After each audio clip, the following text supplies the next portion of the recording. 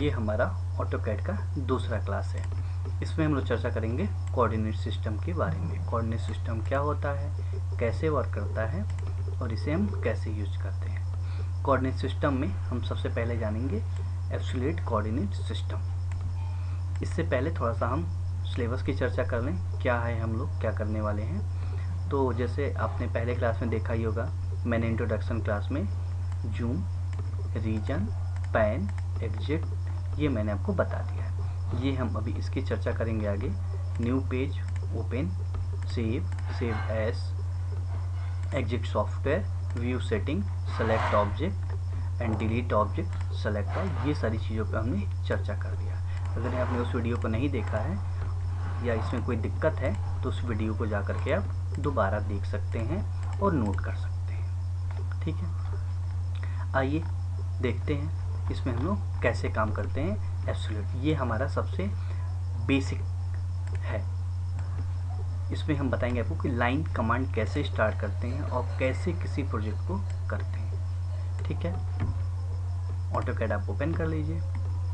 यहाँ देखेंगे हमारा एक्स एक्सिस है और ये हमारा वाई एक्सिस है। इसके लिए एक थियरी क्लास भी है जिसे आपको नोट करना है 1 बाय 1, क्योंकि जब इसको नोट करेंगे और एक बार हम इसको बताएंगे तो ये आपका अच्छे से तैयार हो जाएगा, फिर आपको प्रैक्टिस करने में कोई दिक्कत नहीं आएगी। कोऑर्डिनेट सिस्टम 3 प्रकार के हम हमें पढ़ाएंगे आपको, 3 टाइप ऑफ कोऑर्डिनेट सिस्टम। इसमें जो हमारा पहला है एब्सोल्यूट कोऑर्डिनेट सिस्टम। इसका जो फॉर्मेट होता है एक्स और वाई। इट मीन्स दैट कि हम यहाँ पे जो भी वैल्यू डालेंगे, पहले एक्स की वैल्यू डालेंगे फिर हम वाई की वैल्यू डालेंगे। इसमें ये कह रहा है कि जितने सारे हमारे कोऑर्डिनेट सिस्टम होते हैं, इसका अगर हमें एब्सोल्यूट यूज करना है तो जो पहला पॉइंट होता है वो हम हमेशा 0 0 ही लेते हैं। इट मीन्स दैट कि अगर x और ये y है तो कहीं ना कहीं इसका जो ओरिजिन होगा ये 0 0 ही होगा। इसको आप जूम कर सकते हैं माउस को सर्कल से अप एंड डाउन करके। ठीक है, तो ये कह रहा है कि अगर आपको x और y की पोजीशन पता है तो आप क्या कर सकते हैं, एब्सोल्यूट कोऑर्डिनेट सिस्टम का यूज कर सकते हैं। आइए एक एग्जांपल देखें।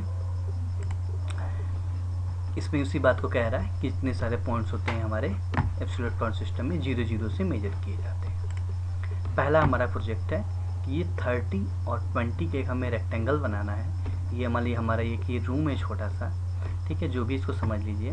तो कैसे इसको हम कैड में स्टार्ट कैसे करते हैं, हाथ कैसे रखते हैं कैड के लिए, आइए देखते हैं। अगर हम ये मान लें कि ये हमारा ओरिजिन है तो सबसे पहले हमें कुछ इसको बनाने के लिए लेना पड़ेगा। जैसे मुझे इसको लाइन लेना है, लाइन कमांड लेना है, या फिर सर्कल लेना है, रेक्टेंगल लेना है, जो जैसे बनाना चाहते हैं। तो इसका कहीं ना कहीं ओरिजिन होगा। ओरिजिन का मतलब ये है कि कैसे इसको स्टार्ट करें। तो हमने इसका ओरिजिन मान लिया 0 0। देखिए इसका डिटेल यहाँ पर लिखा गया है। जैसे हम लाइन कमांड एंटर करेंगे कोऑर्डिनेट में जाकर के सॉफ्टवेयर में, तो पूछेगा कि पहला पॉइंट आप दीजिए कहाँ देना चाहते हैं।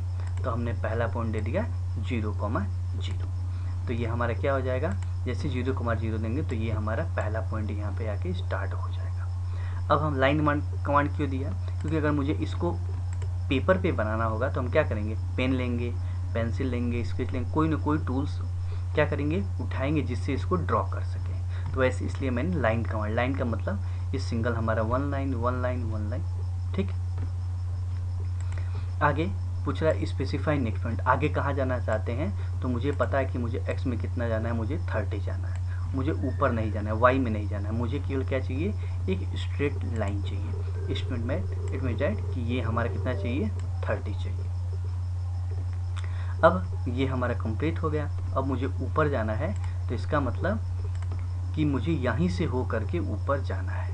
तो फिर नेक्स्ट पॉइंट जैसे ही पूछेगा तो फिर देंगे x की वैल्यू 30 और y की वैल्यू 20, 30, 20। इसी बात को यहाँ पे लिखा गया है। ठीक है, अगेन अब मुझे क्या करना है, फिर मुझे बस वापिस आना है, कहीं मुझे आगे नहीं जाना है। यानी x की वैल्यू हो जाएगी 0 और y की वैल्यू हो जाएगी 20। जैसे ही हम ये एंटर करेंगे तो देखेंगे कि हमारा तीसरा लाइन बन करके तैयार हो गया, यानी ये लाइन यहाँ पे आ जाएगी।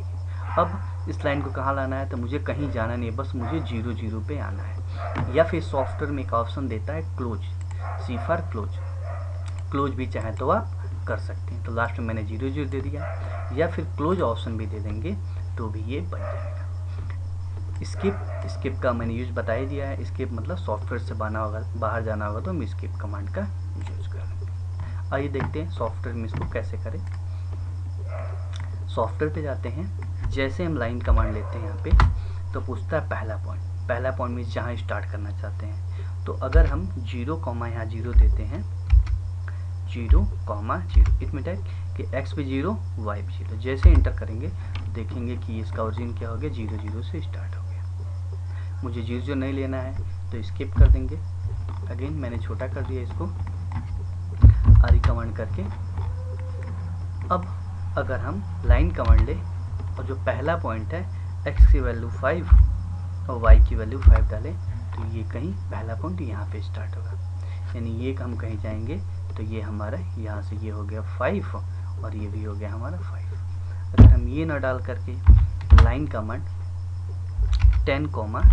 10, इंटर कर दें तो कहीं ये हमारा यहाँ से स्टार्ट हो जाएगा, ठीक है। या फिर स्किप कर दिया लाइन कमांड, अगर हम पहला पॉइंट 2 इंटर कर देते हैं और दूसरा पॉइंट हम 10 इंटर कर देते हैं, यानी x की वैल्यू 2, y में 10। आप देख सकते हैं अंतर दिख रहा है, यानी x में केवल ये 2 ही गया हुआ है और y में हमारा 10 गया है। दोनों पॉइंट जहाँ पे मिलता है वहीं पे हमारा पहला पॉइंट स्टार्ट हो जाता है।